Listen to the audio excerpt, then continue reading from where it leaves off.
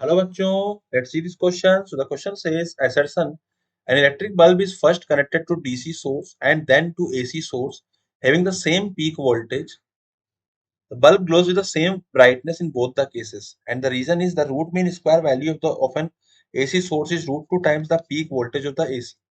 So there are four options: assertion region both true, region is correct explanation for the assertion. The second option is if assertion region both true, region is not correct explanation for the assertion. Option number three is if assertion is true but region is false. Option number D is assertion region both are false. So first of all we will write the key concept. So what is the key concept? जो हमारा RMS value आती है ना, RMS value आती है voltage की या current की, वो आती है हमारी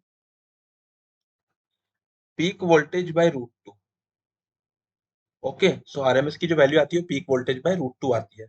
एंड एक और चीज जो यहाँ पे यूज होगी इस क्वेश्चन के अंदर वो क्या है कि electric bulb is first connected to DC source. तो जो हमारा हम लोग जो पावर होता है वी स्क्वायर बाई आर अगर मैं डीसी की बात करता हूं तो, एंड पावर हो जाएगा मेरा वी आर एम एस का स्क्वायर बाई आर अगर मैं एसी की बात करता हूं तो.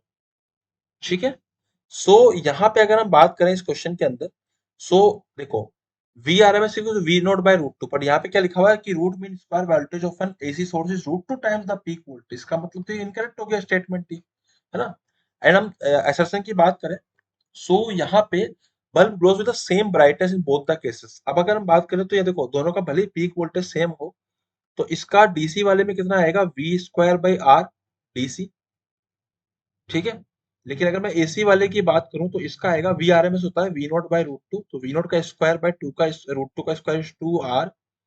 ये आएगा मेरा एसी के लिए. तो ये इक्वल नहीं आ रहे हैं, अलग अलग आ रहे हैं. तो मैं ऐसे कह दूंगा कि P1 और P2 are not equal, so they are not glowing with the same brightness. तो ऑप्शन नंबर असर्शन में मेरा इनकरेक्ट था. So reason is false, assertion is false, both are false.